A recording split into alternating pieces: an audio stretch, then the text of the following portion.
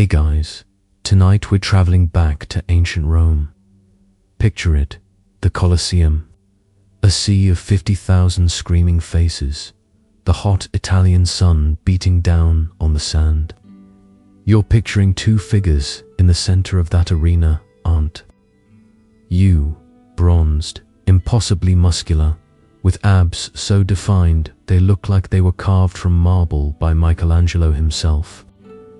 They are the pinnacle of physical perfection, the action heroes of the ancient world.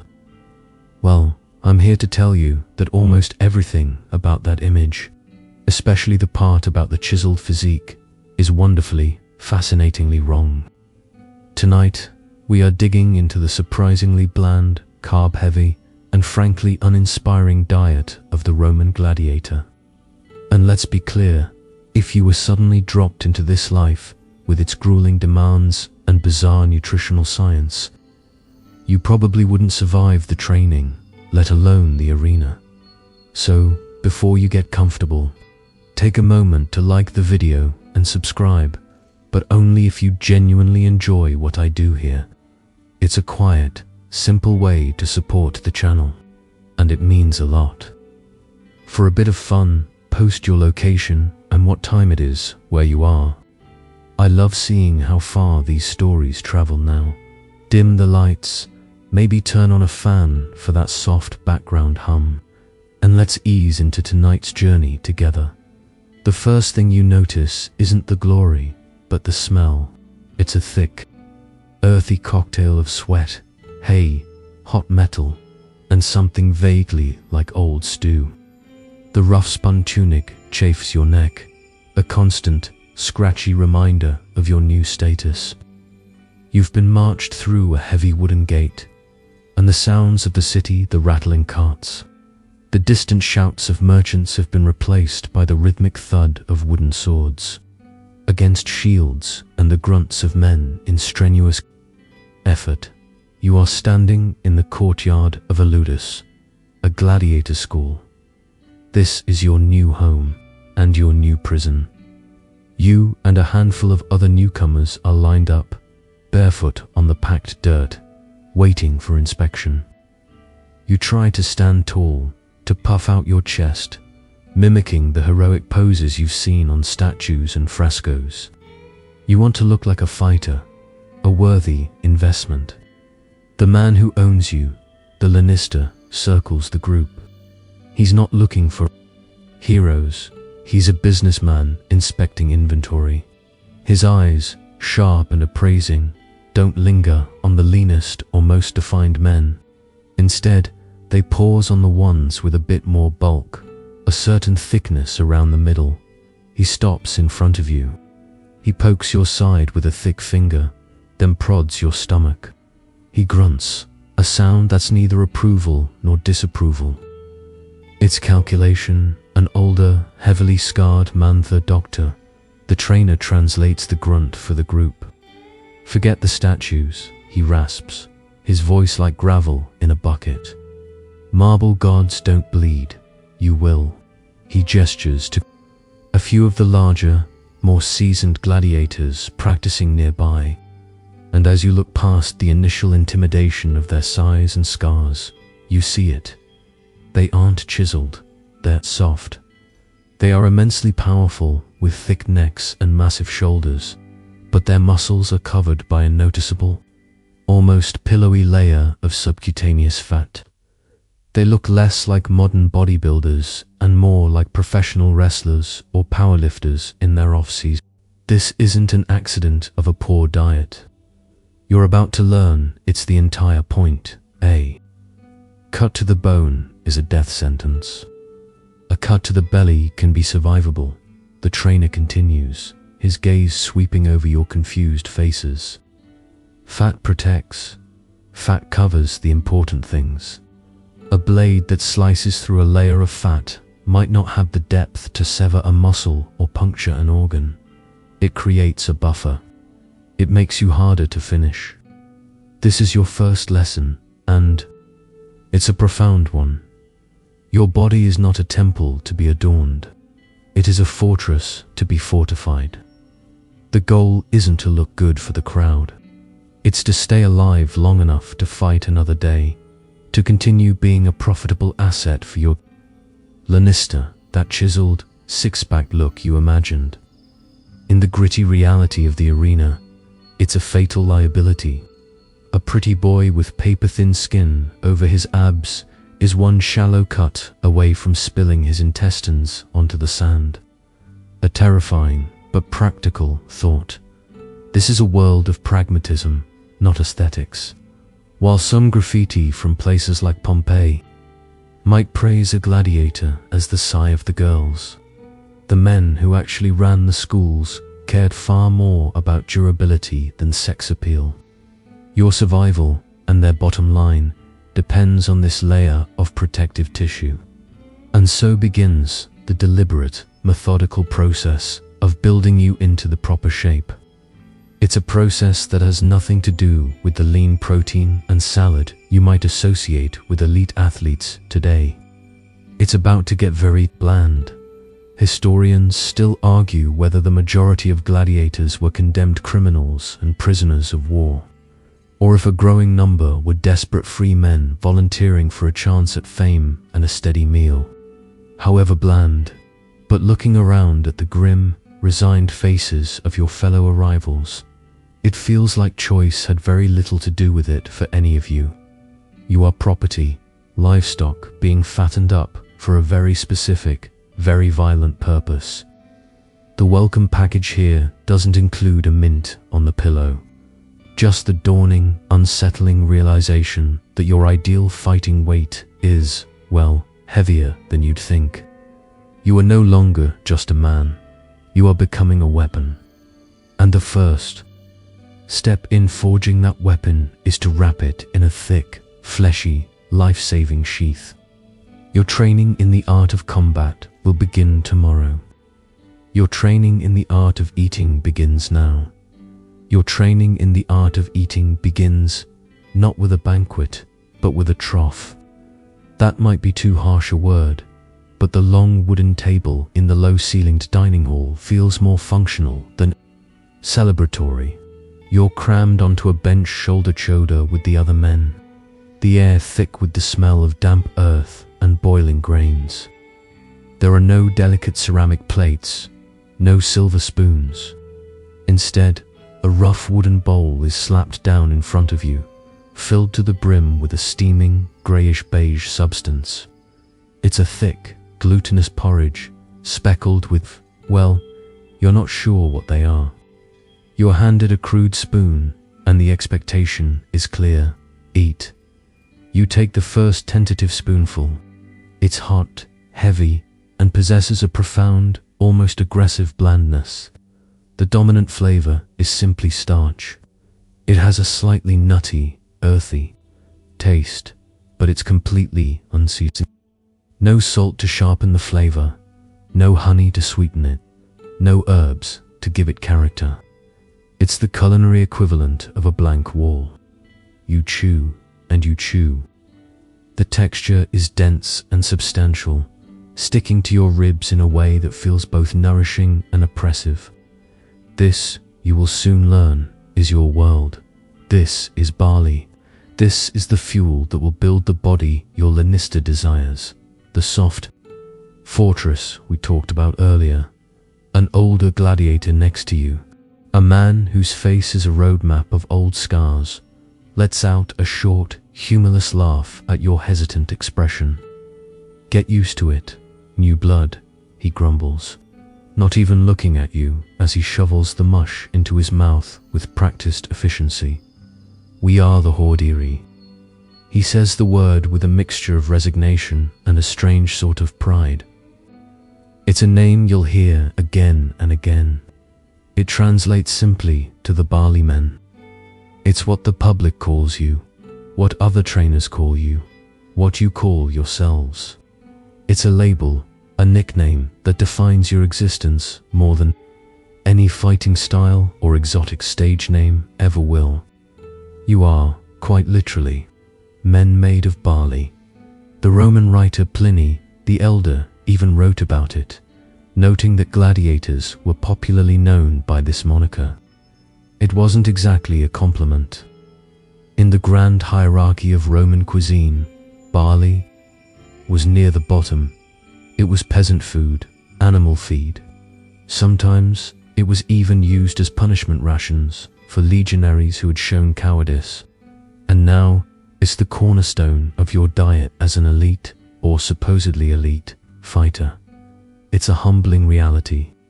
While the emperor and the senators feast on dormice cooked in honey, on flamingo tongues and peacocks, you are dining on horse feed. There's a joke in there somewhere, but you're not in the mood to find it. So why barley? Why this specific, unglamorous grain? The answer is pure, cold-hearted sports science, ancient Roman style. Barley is a carbohydrate powerhouse.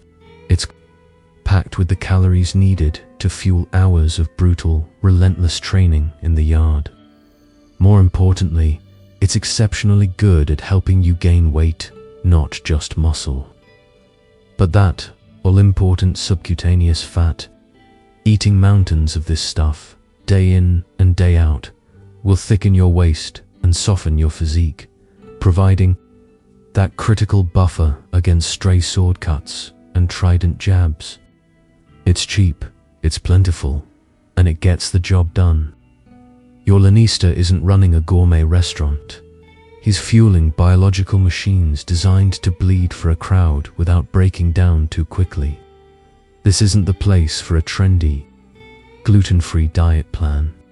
This is about maximum caloric intake for maximum survivability.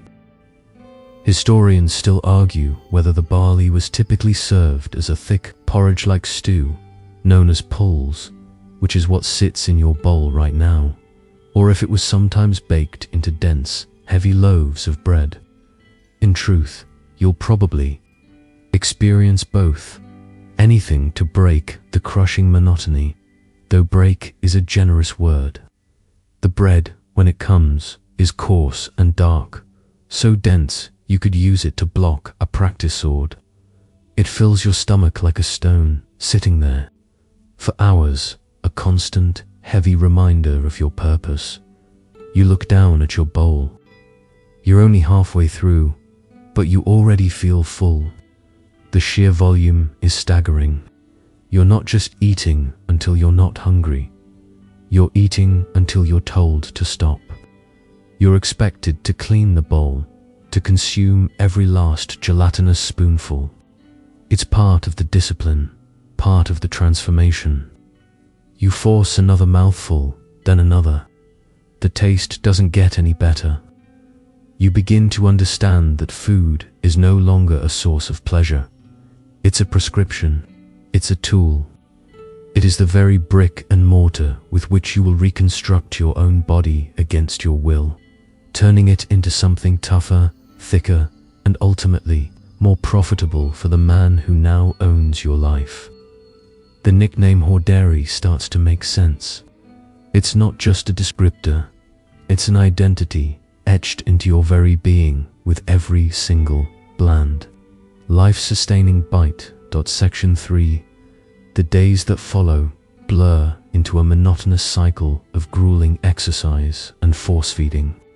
The thick barley porridge, the pulse, becomes the alpha and omega of your existence. You eat it for breakfast, its warmth a small, fleeting comfort against the morning chill. You eat it for your midday meal, your muscles screaming for fuel after hours of weapons drills. You eat it again in the evening, a heavy, starchy anchor in your gut as you collapse onto your straw pallet. You are always full. It's a strange, novel sensation. Not the pleasant fullness of a satisfying meal, but a dense, constant presence in your stomach. A feeling of being perpetually stuffed. And slowly, methodically, your body begins to change. The tunic that was merely scratchy and uncomfortable, upon your arrival now feels tighter across your chest and shoulders. Your movements, once perhaps sharp and wiry, take on a new kind of heft.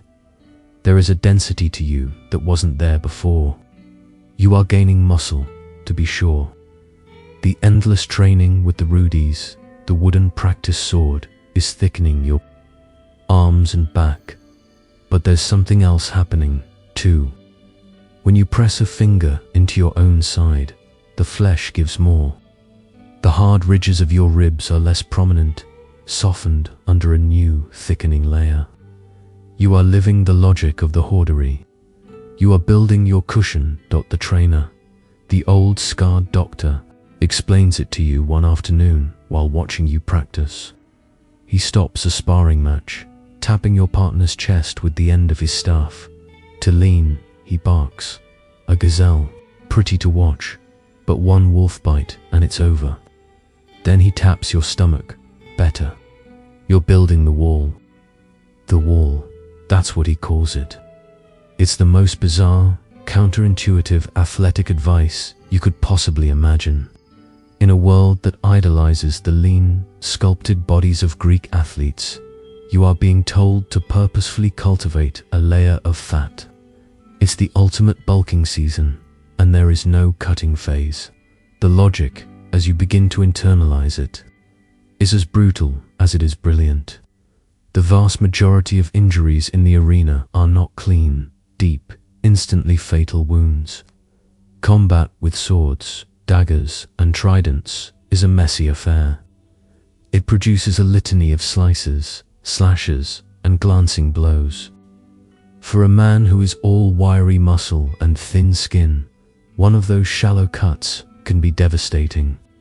A slash across a lean abdomen could easily snag a tendon or slice into the muscle wall, incapacitating him immediately. But for you, the barley-men, the same cut tells a different story. The blade might slice through your skin and into the new layer of fat you've so diligently built with thousands of bowls of barley. And fat, for all its metabolic purposes, is wonderfully expendable tissue. A cut into fat bleeds. Oh, it bleeds spectacularly. And that's part of the show. A bit of morbid stagecraft is at play here. The crowd roars at the sight of blood, and a fleshy gladiator provides that visual thrill without necessarily taking fight-ending damage. You're now expected to bleed for the cheap seats. The cut might be 6 inches long and look horrific, but the blade's energy is dissipated in the soft tissue, stopping it before it can reach the critical muscle underneath. You can grimace, roar back at the crowd, and keep fighting. Your opponent has drawn blood, but he hasn't truly weakened you. Your cushion has done its job. It has absorbed the blow.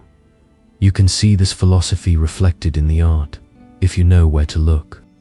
While statues of gods and emperors chase the Greek ideal, mosaics depicting gladiators often show something different. In the famous Borghese gladiator mosaic, the fighters are not slender figures. They are thick, powerful men with broad chests and a visible layer of substance around their midsections. They are built like barrels, not whips. They are the Hordearii, depicted as they truly were. Powerful, heavy-set, and built to endure.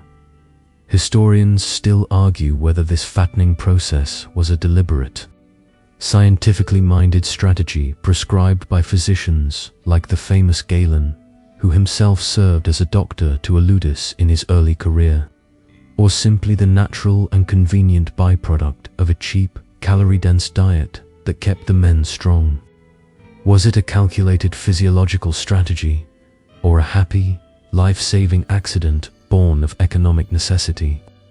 Standing here, feeling the deliberate way the Lannister and doctor manage your intake, forcing that extra bowl of porridge on you even when you feel you'll burst, it feels anything but accidental. They are cultivating this physique in you. They look at you not like a sculptor admiring form, but like a butcher assessing the thickness of a cut of meat, judging its quality and durability. It's a chilling, deeply impersonal feeling, yet you cannot deny the cold, hard logic of it. Every extra ounce of fat is another fraction of an inch of protection between a sharp piece of steel and your life. Section 4. You accept your new physique, this fleshy armor you are building bowl by painful bowl. You understand the grim logic of the cushion. But a new question, a desperate one, begins to form in your mind during the long, quiet hours in the barracks after the evening meal. Is this it? Is this grey, monotonous barley porridge the beginning and the end of your culinary world? Is there nothing else? The answer is yes, there is something else, but you should probably temper your expectations. No one is about to surprise you with a roasted chicken. One day, you notice a subtle change in the evening pools. Mixed into the familiar sea of barley are darker, softer shapes. You tentatively isolate one on your spoon. It's a bean, a fava bean, to be precise, boiled, until its skin is soft and yielding. You bite into it, and it offers a mild, creamy texture that is a welcome, if muted, contrast to the graininess of the barley. This is the great variety you've been hoping for. The addition of legumes.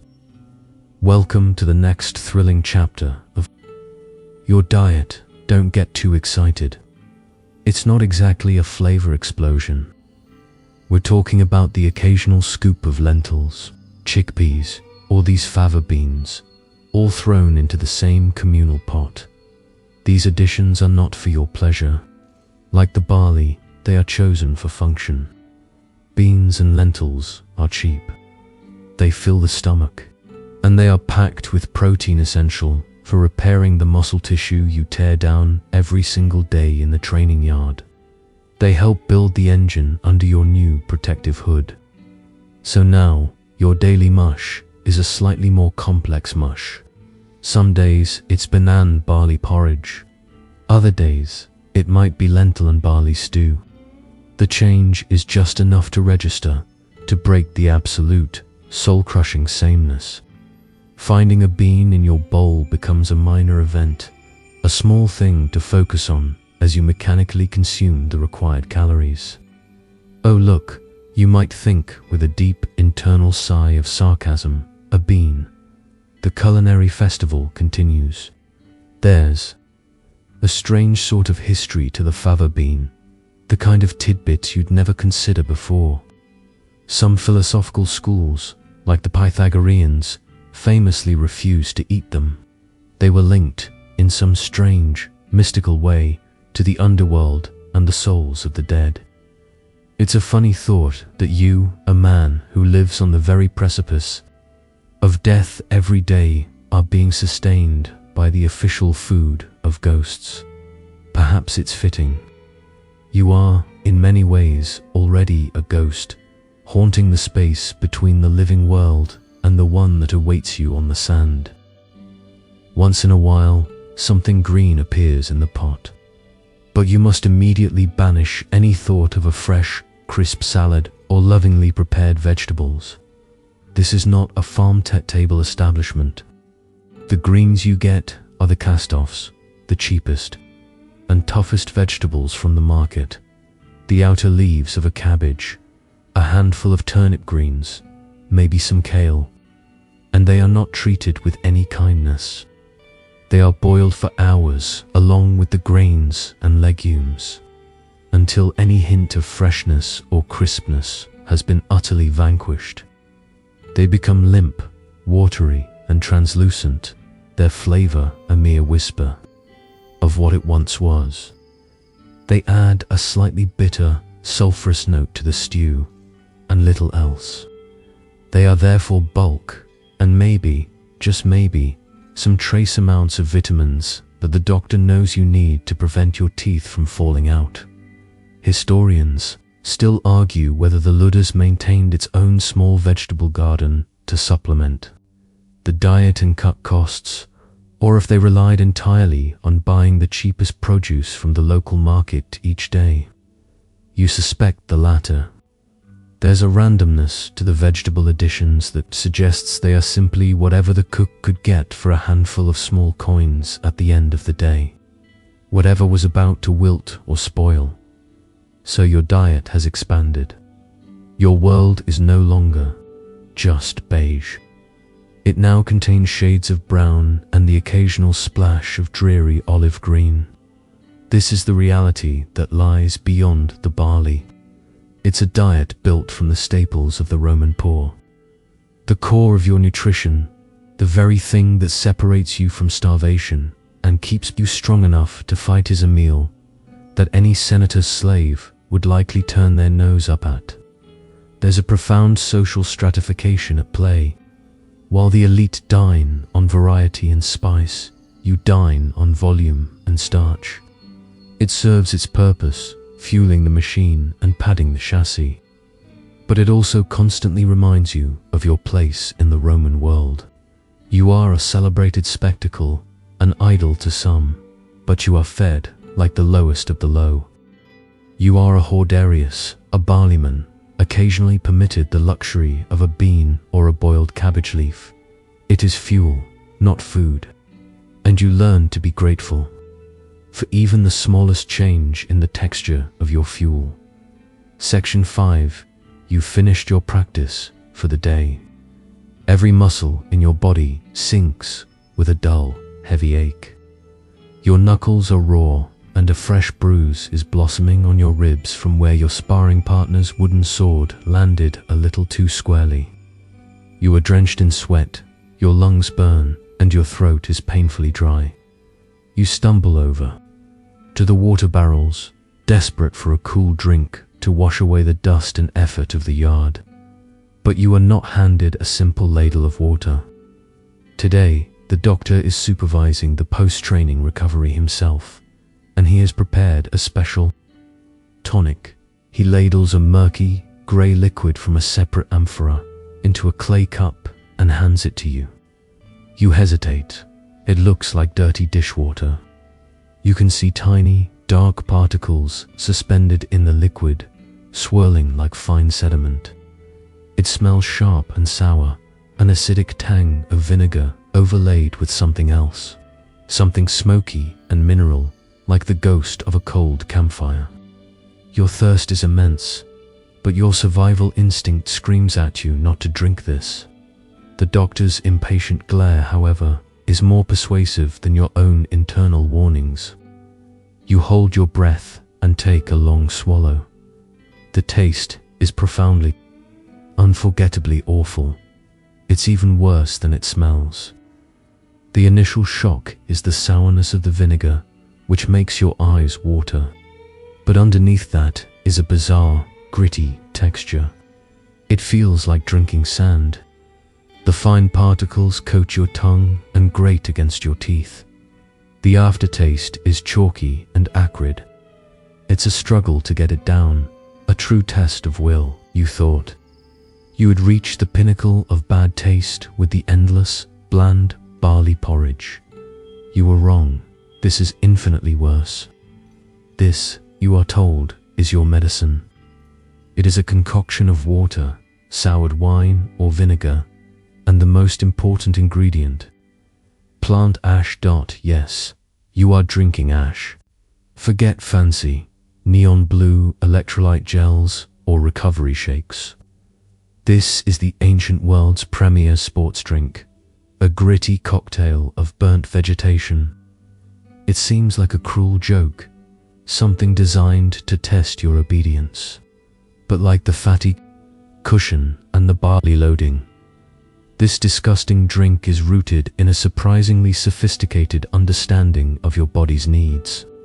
Your diet, so heavy on grains and the occasional bean, is seriously lacking in one crucial mineral, calcium. Calcium is the building block of bone.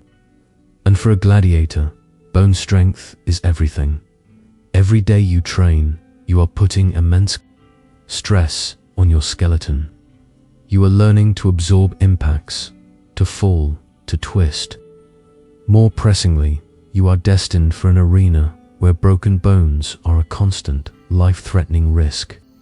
A A simple fracture that might sideline a normal craftsman for a few months could mean death or the end of your career. Your body needs to be able to heal, and heal quickly. Your bones need to be as dense and resilient as humanly possible. The Lanista cannot afford to have his expensive investments crumble from simple stress fractures or shatter at the first solid blow. And so, you drink the ash. Plant ash is a concentrated source of minerals, particularly calcium. It's what's left over when all the organic material burns away. The science is straightforward. You need calcium for your bones. And this is the cheapest, most efficient way to force it into your system. The vinegar isn't just there for that lovely, eye-watering flavor either. Its acidity helps to leach the minerals out of the ash, making the calcium more soluble and easier for your body to absorb. It's a primitive, but effective, nutritional supplement. This is based on hard evidence. The bones of gladiators recovered from a cemetery in Ephesus show remarkably high levels of calcium and strontium, a chemical signature that points directly to a diet overwhelmingly based on plants and supplemented by a concentrated mineral source. Just like this ash drink, historians still argue whether this drink was a mandatory daily tonic for all gladiators, or if it was prescribed by the doctor only to those recovering from specific injuries or showing signs of deficiency. Watching the trainer force it on every man coming out of the yard, you suspect it's the former. It's preventative medicine. It's bone insurance, paid for with your gag reflex. You also learn that not just any ash will do. The cooks don't just scrape out the cooking fire. There's a targeted approach. The ash is often made from specific woods or plants known to be richer in the necessary minerals. It's a flicker of scientific thought in a brutal world, a calculated recipe for resilience. It's the ancient equivalent of a charcoal detox smoothie, but without the sleek branding or any pretense of being enjoyable. It is pure, gritty function, a toast to the strength of your own skeleton. You finish the cup, shudder, and hand it back, the chalky residue clinging to your teeth. You are now, quite literally, fortified from the inside out. Section 6. You are now fortified by ash, padded by barley, and sustained by the occasional bean. Your body is a testament to this strange, plant-based regimen.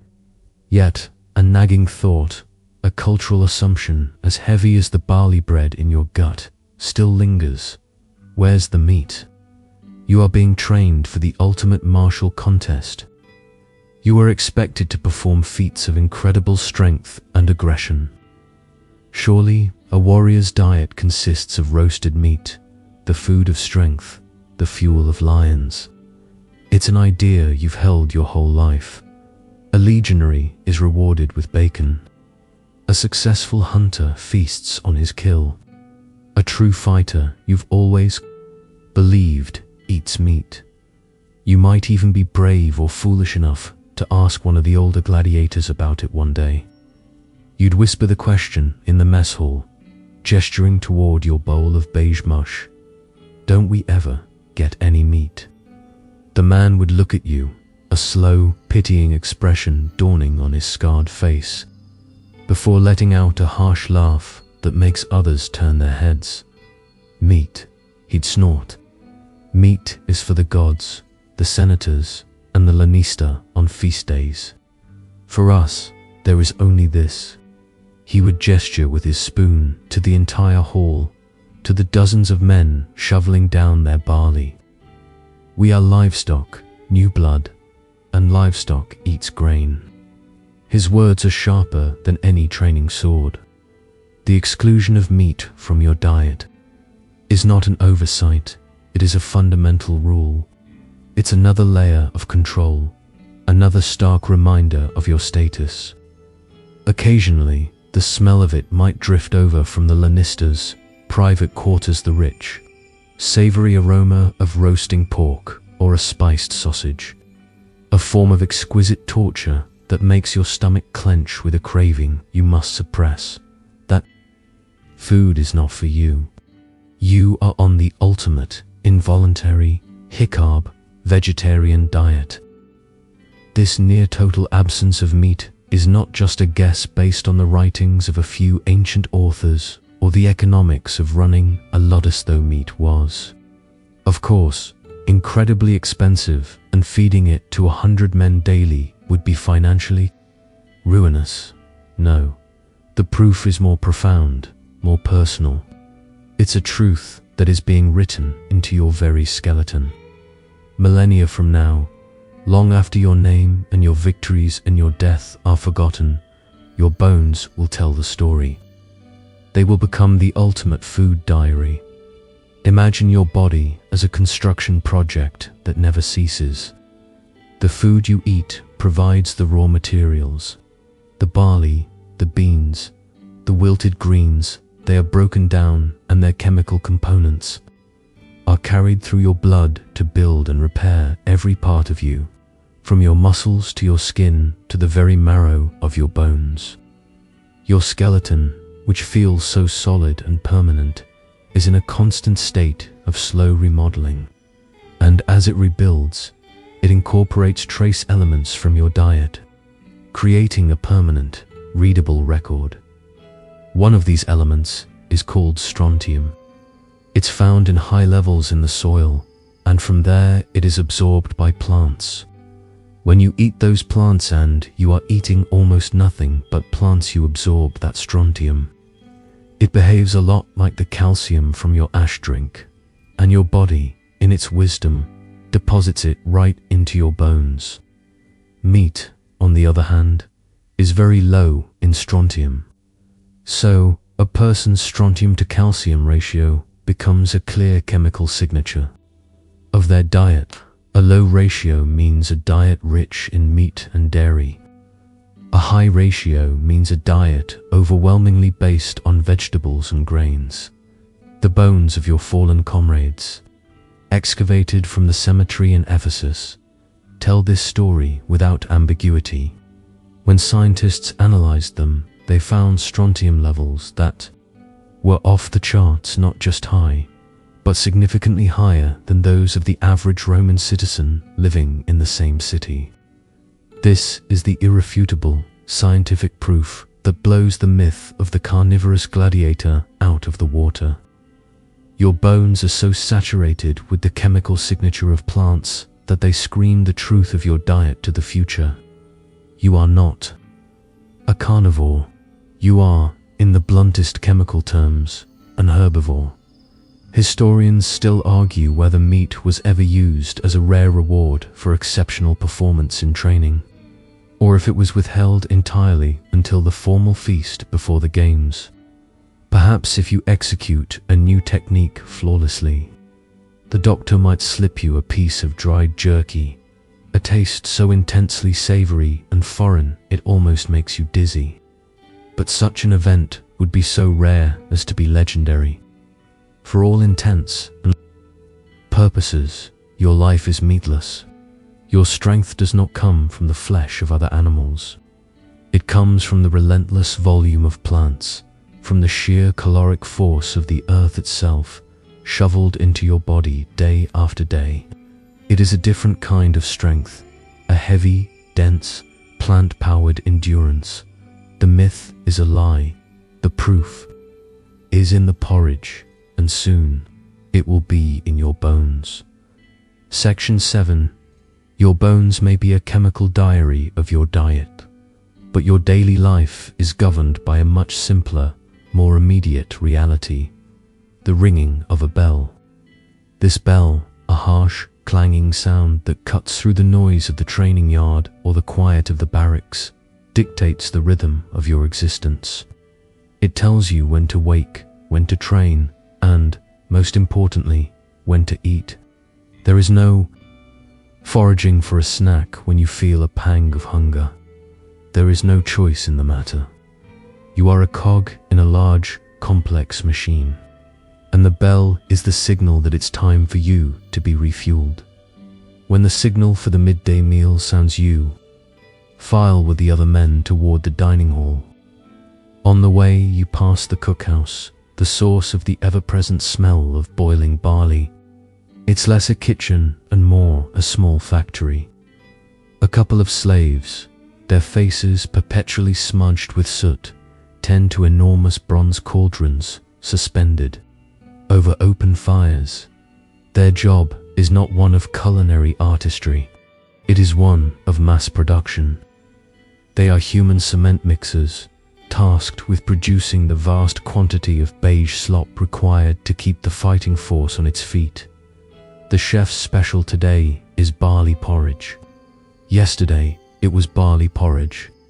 Tomorrow, you have a pretty good guess what it will be.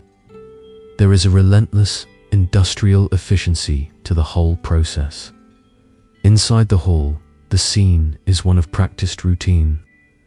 You take your usual spot on the bench, receive your bowl, and begin the process of eating. The ambience is, shall we say, early dungeon, and the service is brutally prompt. No one lingers over their food. The meal is a task, not an occasion. Conversation is a low, guttural murmur, the talk of tired men discussing injuries or a new training technique. The primary sound is the scrape of spoons against wood and the rhythmic, almost meditative chewing and swallowing of dozens of men simultaneously consuming their fuel. But as you sit here day after day, you begin to notice the subtle currents of hierarchy that flow through this seemingly uniform space. You are all gladiators, but you are not all equal. And this inequality is reflected right here at the dinner table. You, as a tyro, a novice recruit, receive the standard issue. Your bowl contains the unadulterated barley and bean mush, plain and unadorned. It is the baseline, the minimum required to build you into a sellable product. Now, cast your eyes toward the table at the head of the hall. There sit the trainers, the doctors, and with them, a select few gladiators.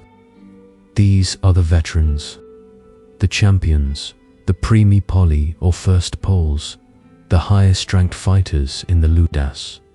They are the stars, the proven assets who have survived and won, earning the lanista a small fortune. And their bowls are different. The difference is almost imperceptible from a distance, but if you look closely, you'll see it. The porridge in their bowls has a slight sheen. A slave moves along their table with a small clay jug, dispensing a thin stream of golden green liquid over their meal. Olive oil. Historians still argue whether the coveted olive oil, a source of healthy fats and flavor, was a standard daily issue or a carefully doled-out luxury reserved only for the top-tier fighters. From your vantage point, it looks like a clear perk of success. That single drizzle of oil would transform your meal, adding richness, a peppery flavor, and precious calories. It is a small but potent symbol of status. They might also get a hunk of hard cheese on the side, or perhaps their porridge has a higher ratio of beans to barley. These are the tiny promotions you can earn with blood and skill. You're not just fighting for your life in the arena. You're fighting for the privilege of a slightly more palatable dinner. It's the ancient equivalent of climbing the corporate ladder for better perks in the executive cafeteria. The ultimate level of this hierarchy, of course, is the lanista himself. He never eats with you. He dines in his private villa, often connected to the school, with his family. It is from his kitchen that the forbidden smells of roasting meat sometimes drift, a ghostly reminder of a world of flavor that is utterly alien to you now. The man who feeds you animal-grade grain is himself feasting like a king. It is the starkest possible illustration of the gulf between owner and property.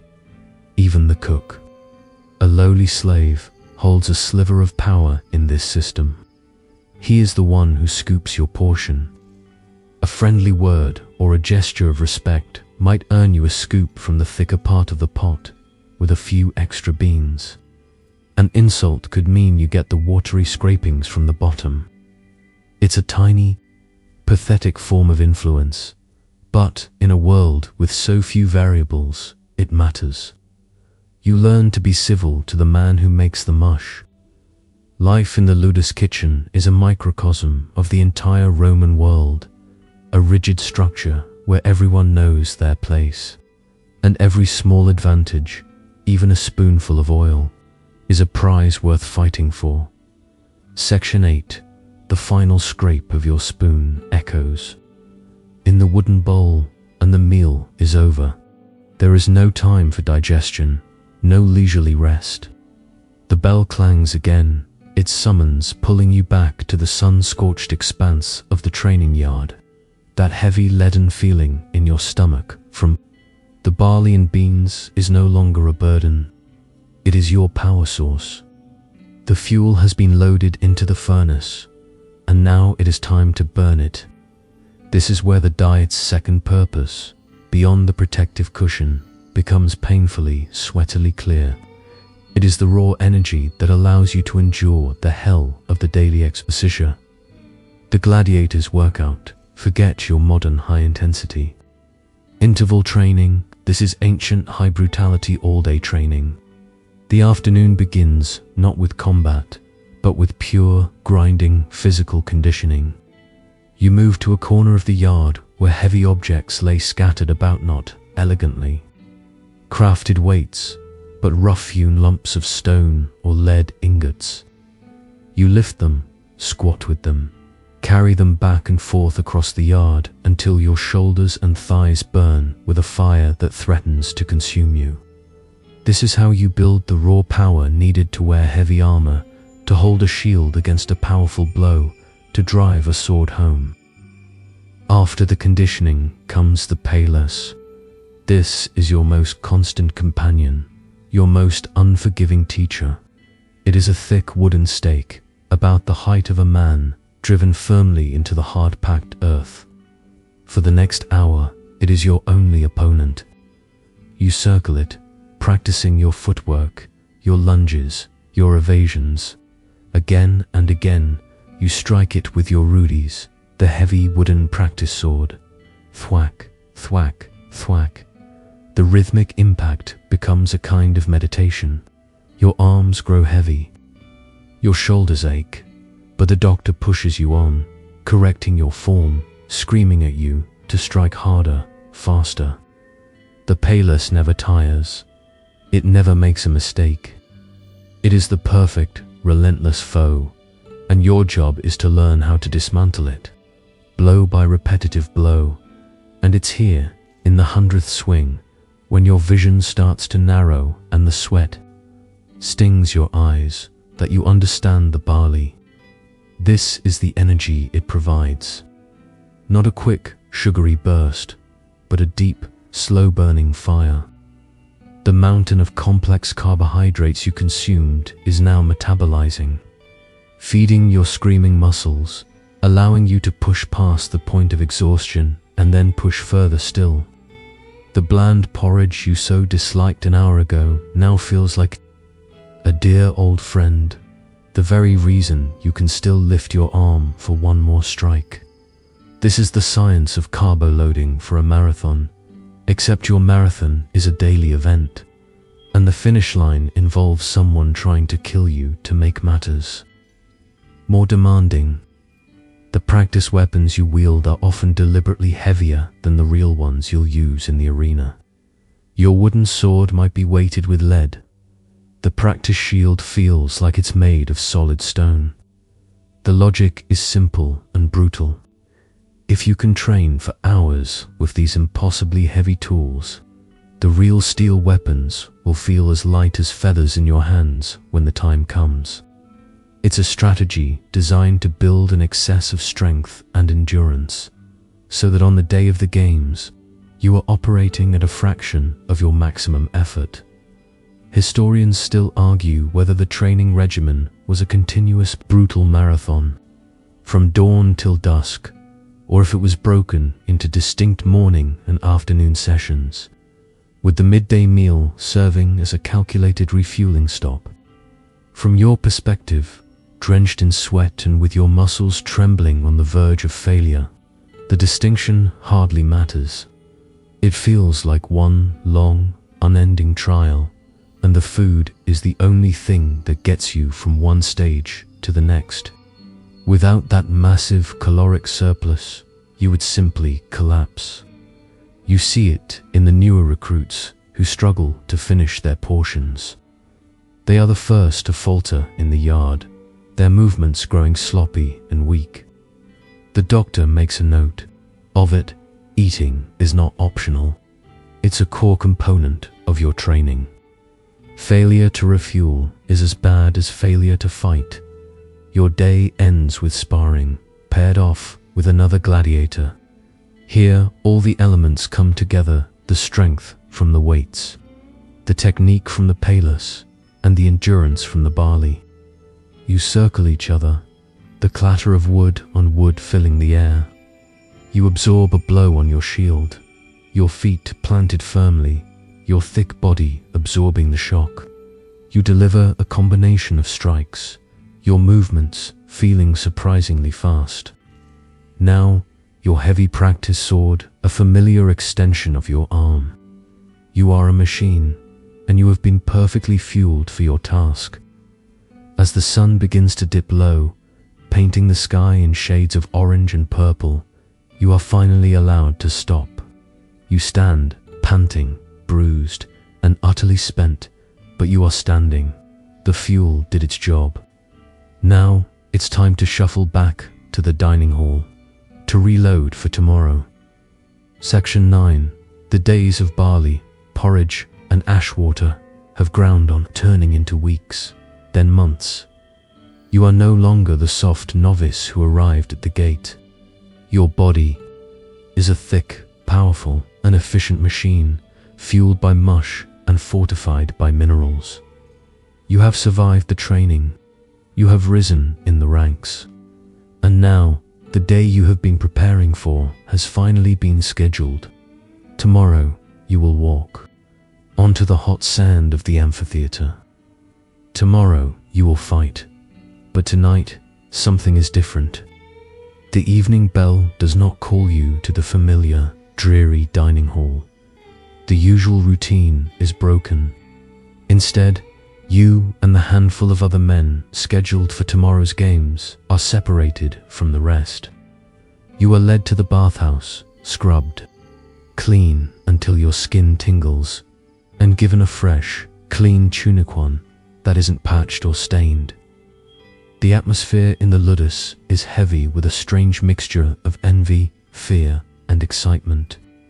You are the chosen, and you are being prepared not for another meal, but for a feast.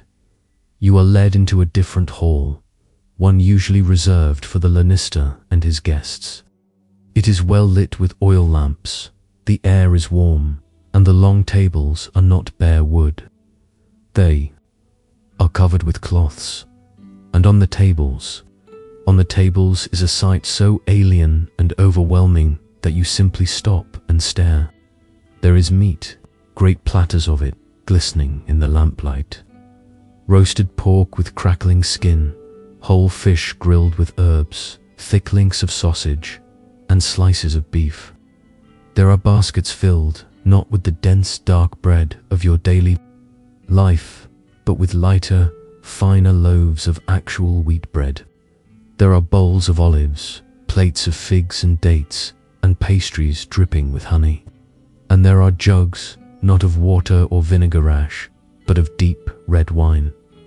This is the cena libera, the free dinner. It is your last meal.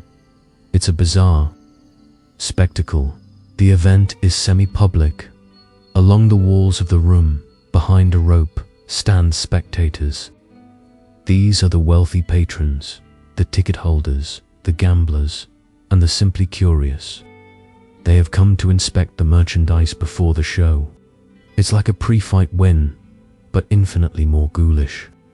They point at you, murmur to their Friends assess your physique. They are judging your muscles, your scars, the look of determination or fear in your eyes. They are deciding where to place their bets tomorrow. You are an animal on display, being fattened for the slaughter, and they are here to admire the quality of the meat.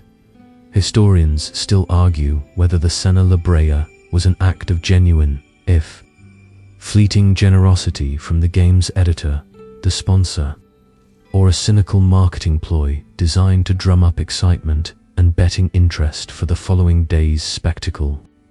As you stand there, feeling the weight of 100 strangers' eyes on you, it certainly feels more like marketing than mercy. You take a seat. A slave fills your cup with wine. You take a sip. It's rich and smooth, so profoundly different from the sour liquids you're used to that it's like tasting a new color. You are served a plate piled high with foods you have only dreamed of. You take a bite of the roast pork. The explosion of flavor, salt, fat, the savory taste of meat is so intense it almost makes you dizzy. For months, your world has been one of bland textures and earthy subsistence. This is a sensory assault. You think with a dark, internal humor. So this is what real food tastes like. Good to know. You watch the other gladiators. Their reactions are varied. Some, like you, eat with a quiet, focused intensity, savoring every bite as if it might truly be their last. Others, the veterans, attack the food with a wild abandon, tearing into the meat and drinking cup after cup of wine, laughing loudly, trying to banish their fear with bravado. A few, however, sit pale and still, their plates untouched, their stomachs twisted into knots by a fear too powerful for any appetite. Some have family members who have been permitted to attend, and they sit together in quiet corners, speaking in low tones, making what could be their final farewells. You eat slowly, deliberately. The food is magnificent, but every bite is laced with a terrible irony. Is this a reward for your hard work, or is it a final indulgence to make your death more palatable for those who will profit from it? Are you meant to enjoy this, or is it just part of the pageantry? You reach for another piece of meat, a flicker of suspicion crossing your mind. Is it poisoned? Before you dismiss the thought, why bother? The state has already scheduled a far more public and exciting method for your potential demise tomorrow. The food is not the threat. The food is the prelude. For one night, you are allowed to eat like the men who own you. You are given a taste of the life you can never have, just before you are asked to lay down your own.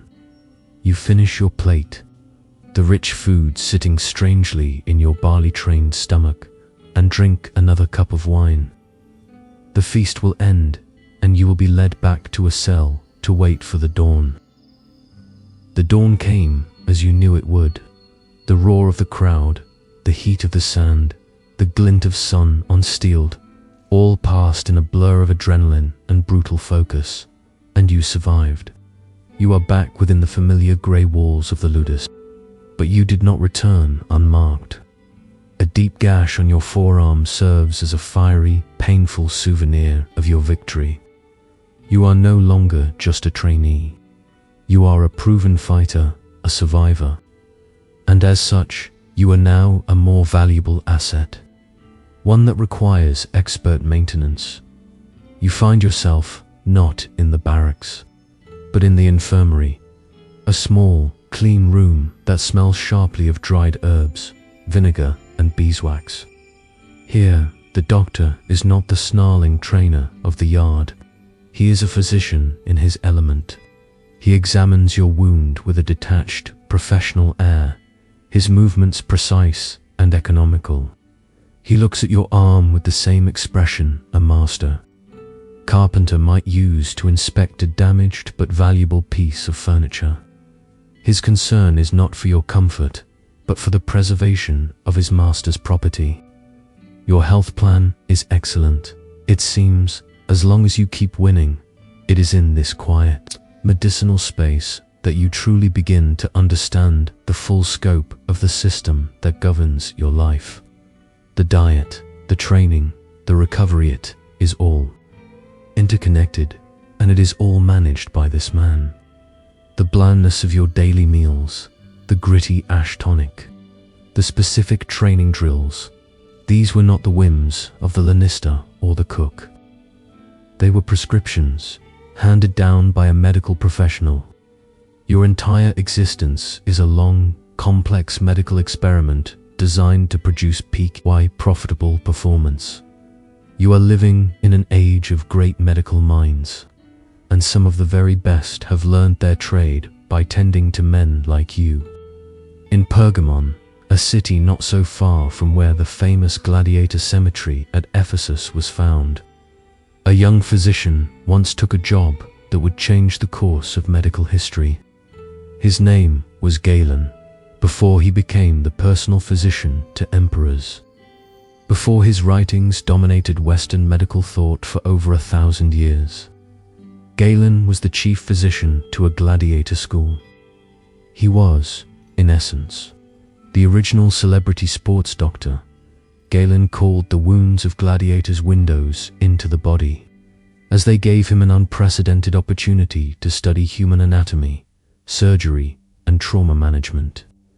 He learned how to treat severed tendons, exposed bone, and horrific lacerations. But more importantly for you, he was a master of dietetics, the science of health through nutrition. And the principles he and other physicians like him established are what dictate every bowl of porridge you consume.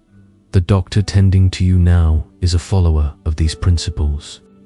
He believes, as Galen did, in the balance of the bodies for humors, blood, phlegm, yellow bile, and black bile. Your life of violence and exertion makes you hot and dry. Therefore, your diet must be cool and moist too. Maintain equilibrium. Barley, in the medical thought of the day, was considered a cooling food. Your diet isn't just about carbs and calories. It's a sophisticated, if scientifically flawed by modern standards, attempt to balance your entire system. The physician is tailoring your fuel to your function with the best knowledge he has available. He finishes cleaning and stitching your wound, his work neat and practiced. Then he turns to your diet. He might prescribe a slightly different mix for your meals over the next few weeks, perhaps more lentils and beans for their perceived ability to help rebuild the flesh. He may instruct the cook to add specific herbs to your portion, ones thought to reduce inflammation or cleanse the blood. Your Ashan vinegar tonic, a vital source of bone-strengthening calcium, was almost certainly a physician's prescription, a direct and practical solution to a dietary deficiency that could cripple a fighter. Historians still argue whether the medical attention given to a gladiator was superior to that of an ordinary Roman citizen, due to their value as an asset, or if it was merely functional, aimed at getting them back in the ring as cheaply as possible. Looking at the meticulous care the doctor is taking with your stitches, a level of care your father, a simple farmer, could never have afforded you. Suspect the former. You are a prize bull, a champion stallion. Your health is an investment to be protected. The irony is that this superior medical attention is only provided so that you can be healthy enough to be subjected to grievous bodily harm all over again. The doctor gives you a final appraising look and a nod of satisfaction. He has done his job. He has patched up the asset and prescribed the proper fuel for its repair. You are dismissed from the infirmary, your arm tightly bound, and you head for the dining hall. As the familiar bowl of barley mush is placed before you, you see it in a new light. This is not just peasant food. This is medicine. Every bland spoonful is part of a calculated, physician-managed regimen to keep you alive, to keep you strong, and to keep you profitable. You are under a doctor's watchful eye, always. Section 11. You are healed, you are victorious, and you are valuable. So valuable, in fact, that your Lannister receives an offer he cannot refuse. A wealthy politician in a far-flung province is establishing a new school and wants to seed it with proven talent. Your contract is sold. You are packed up with a few other assets and loaded onto a ship, leaving the only world you have known. For months, or perhaps years, as the ship cuts through the waves, a strange thought occurs to you. You are leaving behind your familiar barracks, your scarred trainers, your hated rivals. You are also leaving behind your kitchen. Will the food be different? Are you about to embark on a culinary tour of the Roman Empire, one bowl of mush at a time? The answer, you soon discover, is both yes and no. The underlying philosophy of your diet is as rigid and unchanging as the Roman military formation. The goal is still to make you a durable, energy-rich, soft-bodied fighting machine as cheaply as possible. The prescriptions of the physicians, valuing cooling grains and shunning heating meats, hold true from the misty hills of Britannia to the sun-scorched deserts of Egypt. The core of your diet will remain a starchy, plant-based sludge, but the specific ingredients, those are subject to the whims of local agriculture. You are about to discover the subtle, almost pathetic, variations in blandness. Let's imagine your first transfer is to a burgeoning Ludus on the coast of North Africa, near the mighty city of Carthage. This province is one of Rome's great breadbaskets, a sea of golden wheat that feeds the capital itself. Here, while barley is still common, your daily porridge might be made from the harder durum wheat native to the region. The texture is slightly different, perhaps a bit finer, the color a touch more yellow.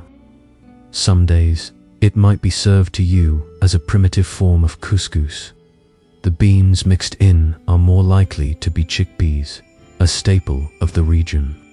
And because you are in the heart of olive country, the Lannister is more generous with oil. That sheen of luxury you once saw only on the veterans' bowls might now be a regular feature in your own, a small, peppery upgrade. The greatest change, however, might be the smell.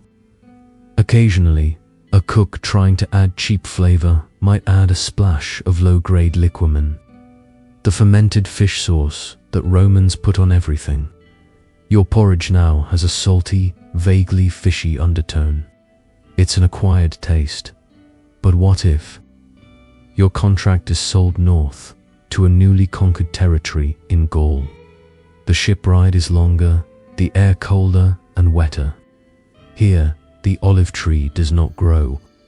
Your porridge will be lard-fried for richness, if you're lucky. The sun-loving wheat is less common. Instead, your new diet is built on grains that thrive in the damp chill, svelte, and most noticeably, oats. Your daily mush is now grayer, thicker, with a distinctive, earthy flavor you've never tasted before. It's still porridge, but it's a different family of bland. The vegetables are hardier cabbages, onions, and turnips feature heavily, boiled into submission, as always. The lentils are plentiful. Life in the Gallic Ludus is colder. The training yard is often a field of mud. And the food has a heavier, more rustic character. The novelty of oat porridge after a year of barley porridge is almost overwhelming for about a day. And then it becomes the new monotony.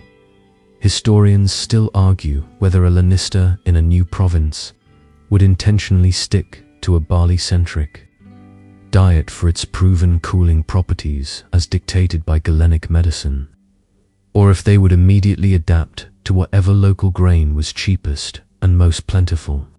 Prioritizing economics over established medical theory. Standing in the cold Gallic rain, shoveling down a bowl of oat mush, you strongly suspect economics wins every time. These variations are laughably minor to an outsider. An emperor would not be able to tell the difference between your Carthaginian wheat mush and your Gallic oat gruel, but to you, a connoisseur of starch, a man whose entire sensory world has been reduced to a few pathetic ingredients, the differences are monumental. It's like a man who only drinks water suddenly being able to distinguish the mineral content of different springs. You notice the slightly nuttier flavor of spelt, the creamier texture of fava beans versus chickpeas, the sharp tang of turnip, greens versus the dullness of cabbage. These tiny shifts are the only variety you have, the only proof that you have moved across a vast and diverse empire. You are still a Hordearii, a barley-man, even when you're not eating barley. The name is for the role, not the recipe. Your diet is a map of the local economy, a testament to what grows cheapest, wherever you happen to be. You have come to understand your diet as a form of medicine, a training tool, and a reflection of local agriculture. But there is one final lens through which you must view your daily bowl of mush, the cold, hard lens of accounting. You see yourself as a fighter, a survivor, a man of flesh and blood. Your Lannister, however, also sees you as a column of numbers on a wax tablet. You are his most valuable asset, but you are also his single greatest expense. And the business of simply keeping you fed is a constant, pressing logistical challenge. Let's step, for a moment, into the Lannister sandals. He stands in his office, looking over his records. Outside, he can hear the rhythmic thud of practice swords and the shouts of the trainers. That is the sound of his product being refined. But that sound is powered by food, and food costs money. A lot of money. Consider the sheer scale of the operation. A medium-sized Ludus might house 100 men.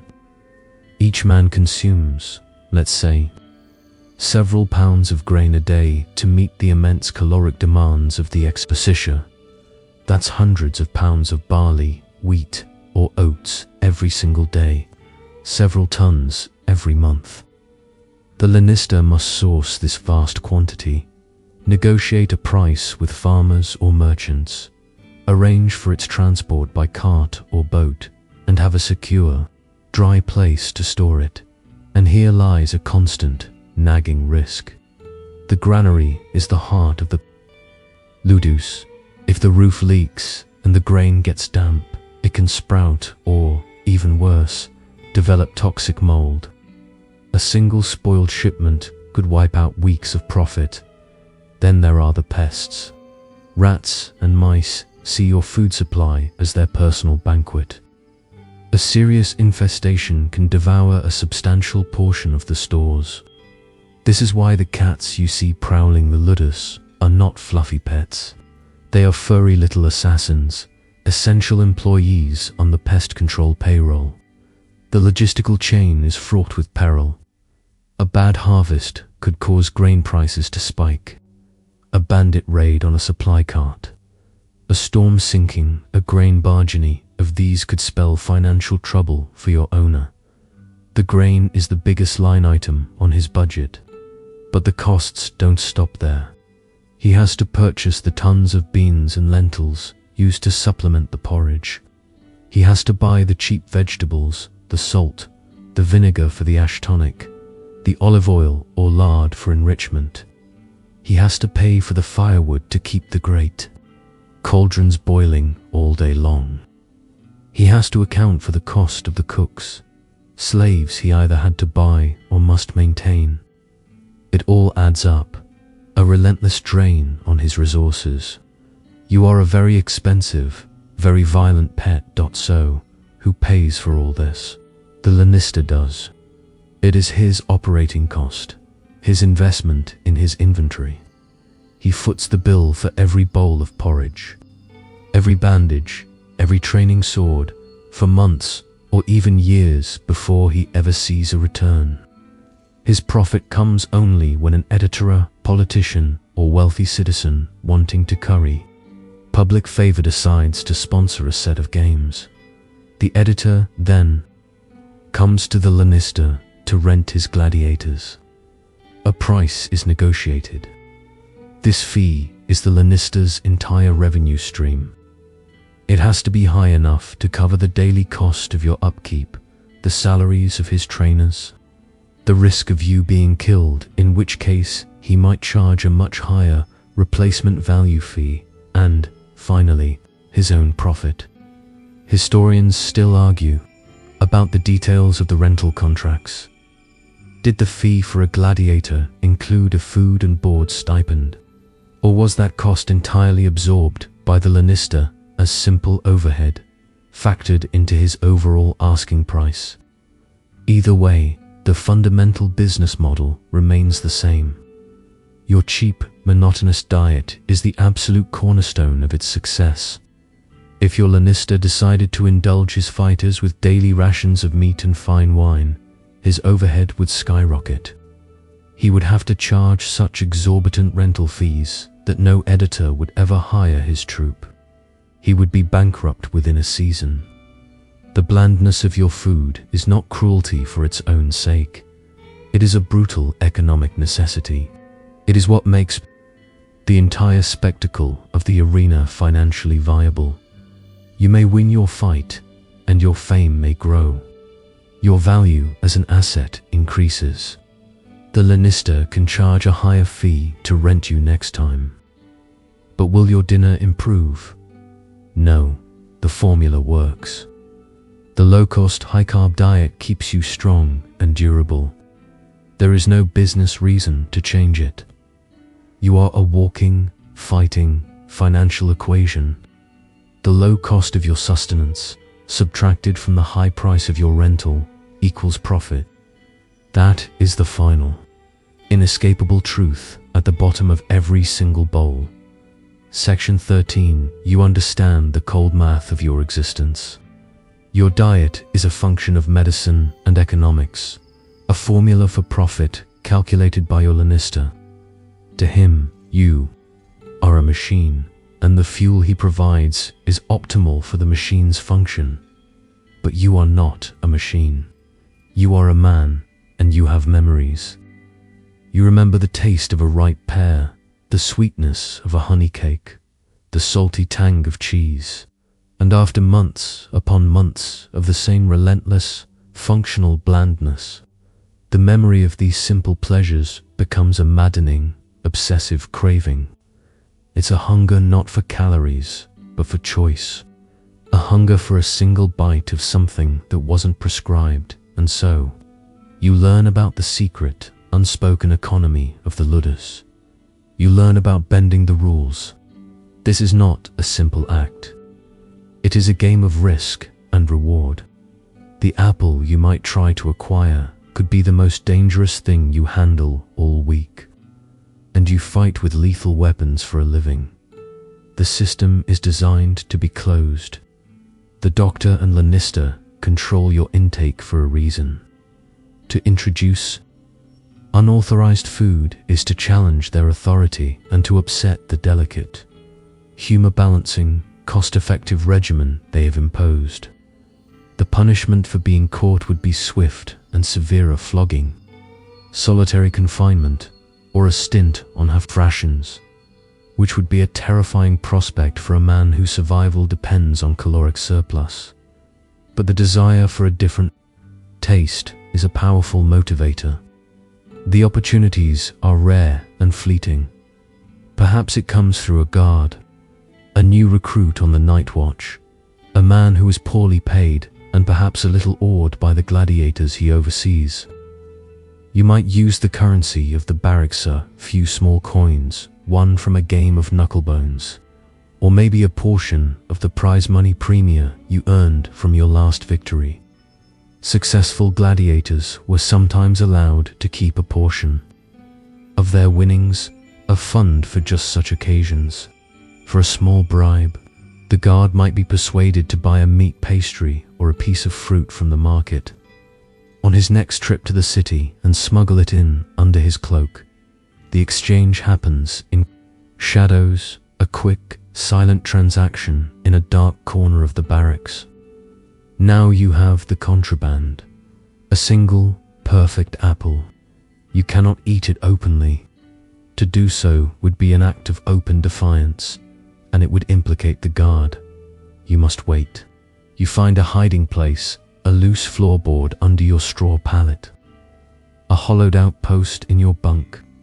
You tuck the prize away, your heart thumping with a nervous excitement you haven't felt since your first day in the yard.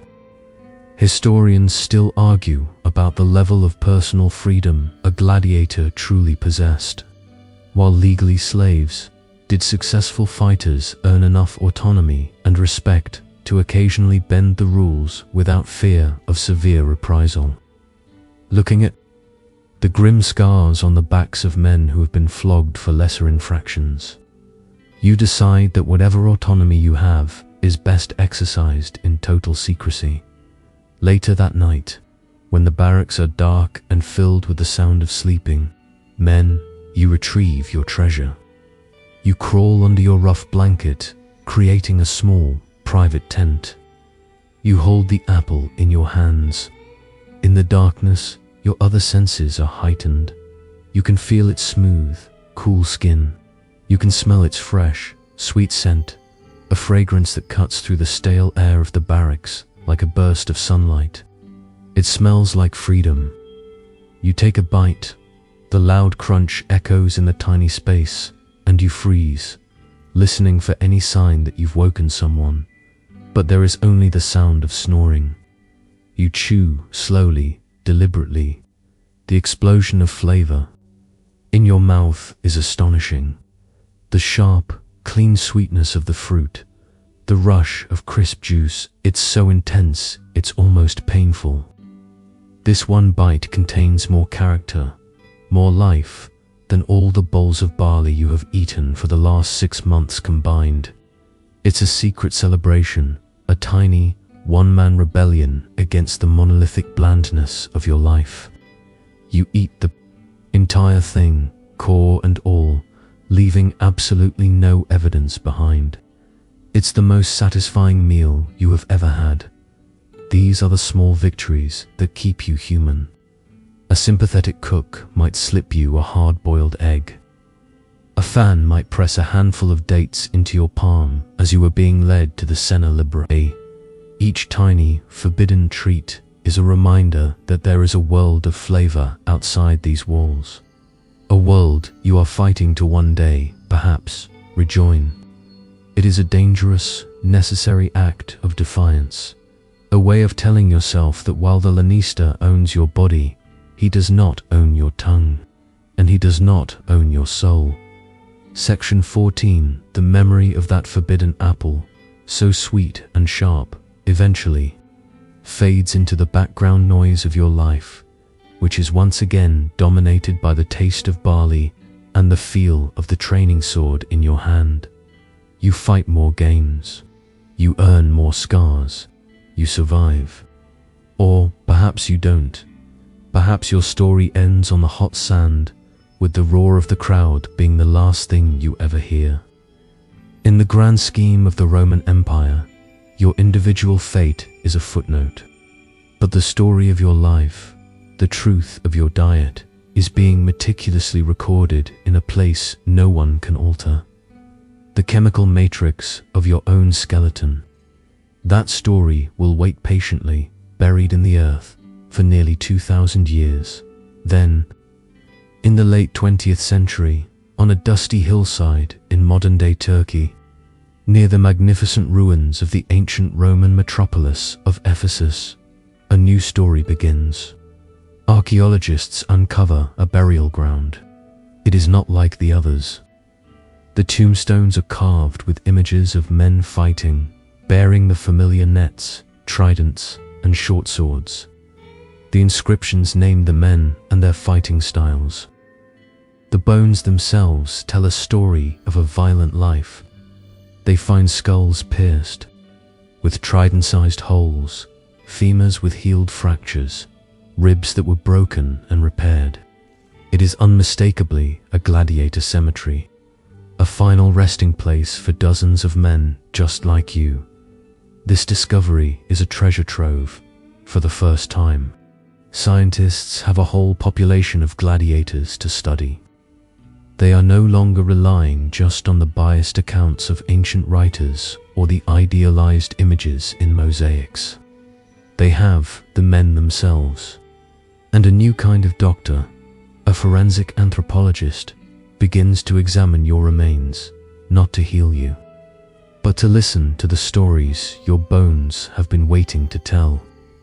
They take tiny, carefully drilled samples of your bone and subject them to a kind of magic called isotopic analysis. Think of it as a futuristic scanner that can read the chemical diary you didn't even know you were writing. First, they look at the strontium. Remember strontium? The element from the soil absorbed by plants that you've been packing away with every bowl of mush. When the scientists analyze your bones, the readings for strontium are, to use a modern term, off the charts. They are astronomically high, far higher than the bones of the regular citizens of Ephesus buried nearby. This is the smoking gun. This is the definitive, irrefutable proof that your diet was overwhelmingly, almost exclusively, plant-based. The nickname the historian Pliny recorded, Hordearii, the barley-men, was not an insult or a folksy nickname. It was a literal, scientific truth. After all your victories, all your struggles for glory, your most lasting legacy is this weirdly high level of strontium. Next, they analyze other elements, looking for confirmation. They measure your zinc levels. Zinc is an element found in abundance in meat. Your bones, they discover, are low in zinc, which perfectly corroborates the high data. You simply were not eating meat in any significant quantity. The myth of the hulking, carnivorous gladiator, a myth that has persisted for 2 millennia, is finally, scientifically, put to rest. Your bones cannot lie, even if you had wanted to brag about a meaty diet, but then they find something that creates a fascinating new puzzle.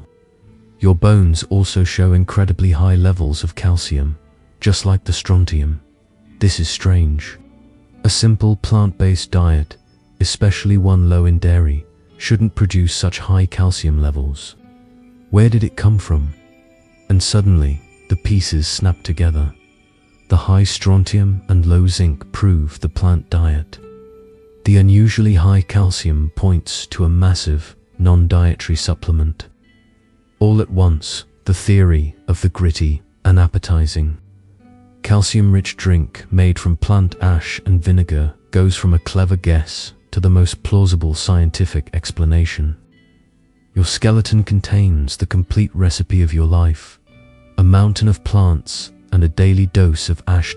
Archaeologists and historians still debate the full implications of these findings, trying to match the skeletal evidence from Ephesus with other sites across the empire to see how universal this specific dietary regimen truly was. But, for the first time, the strange logic of your world, the carbo-loading for a protective cushion, the focus on endurance over aesthetics, the strange recovery tonics, all laid bare and confirmed by the unimpeachable testimony of the dead. The bones from Ephesus tell the story of your surprisingly bland diet, but they also tell a story of expert medical care, of healed wounds, and of a system designed, with remarkable scientific precision for its time, to keep you alive and fighting. Your true story was never written on a scroll. It was absorbed into your very bones, section 15, so that is the story your bones tell. It is a clinical tale, a narrative of strontium and calcium, of diet and data. It It is the story that science can recover, a truth etched in chemistry that lay buried for centuries. But it is not the whole story, for you were not a collection of isotopes. You were the man who lived inside that skeleton, the one who felt the scrape of the wooden spoon, the burn of the ash tonic, and the terror and thrill of the arena. And the greatest story of all is the one your bones can never tell, the story of the profound, almost unimaginable contrast between the fuel you consumed and the fire it was meant to feed. Think of it. Your life was built upon the simplest, most humble foundation imaginable. The diet you ate was the diet of the earth itself. It was brown and grey, the color of soil and stone. It tasted of the field and the stalk. It was a monotonous, predictable, and profoundly undramatic diet, designed for slow, steady sustenance. And yet, this bland fuel was used to power one of the most spectacular, violent, and celebrated lives in the Roman world. The earthy mush of the morning became the bloody spectacle of the afternoon. The quiet, communal meal in the dim hall was the necessary prelude to a roaring amphitheater, where your life hung on a thread for the entertainment of thousands.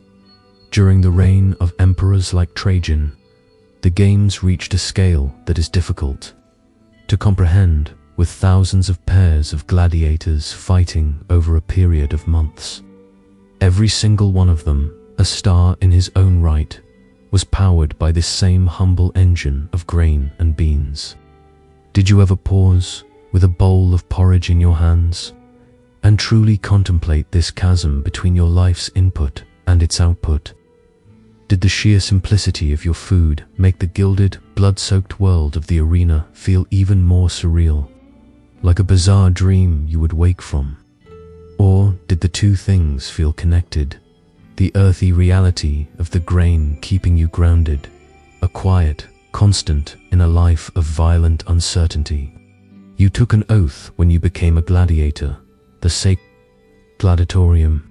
You swore to be burned, to be bound, to be beaten, and to be killed by the sword. It was an oath of total surrender, a willing submission of your body to the system. But that surrender began long before you ever spoke those words. It began with your first meal in the Ludus. It was a surrender of pleasure, a surrender of choice, a surrender to the idea that your body was no longer your own. It was an instrument to be tuned, and the diet was the primary tuning key. And what you, the man at the center of it all, truly thought about this strange paradox. That is the greatest mystery, the one that historians, and now you, can only quietly ponder. Your life was a testament to the idea that the most extraordinary feats of violence and fame can be fueled by the most ordinary of means. You were a simple barley-man, tasked with performing a most complicated and brutal art. And now that story is told. The great amphitheater is quiet, its stone seats empty under the moon and the stars. The dust on the arena floor has settled, and the echoes of the crowd have long since faded into the silence of the centuries. The fires in the cookhouse of the Ludus are cold, the great cauldrons empty. There is no more barley to boil, no more training to endure. The body you built with such care, the fleshy armor and the bones of stone, has served its purpose and has, at last, come to rest. All the struggle and the fear, the fleeting moments of glory and the quiet acts of rebellion can now be released. Let the tension leave your own shoulders. Feel the weight of the shield and the sword dissolve into nothingness, replaced by the gentle weight of your blanket. The harsh sounds of that ancient world, the clang of the bell, the scrape of the spoon, the roar of the cradle of it recedes, growing fainter and fainter, until it is just a whisper on the edge of a dream. There is nothing left to fight, nothing left to prove. The work is done. All that remains is peace, a deep and profound quiet that stretches on and on. Let that stillness settle over you now, as you close your eyes and let the last images of that distant world drift away like smoke, leaving only the calm, quiet darkness of your own peaceful room and the gentle rhythm of your own soft breathing. As you sink now into a deep and untroubled sleep,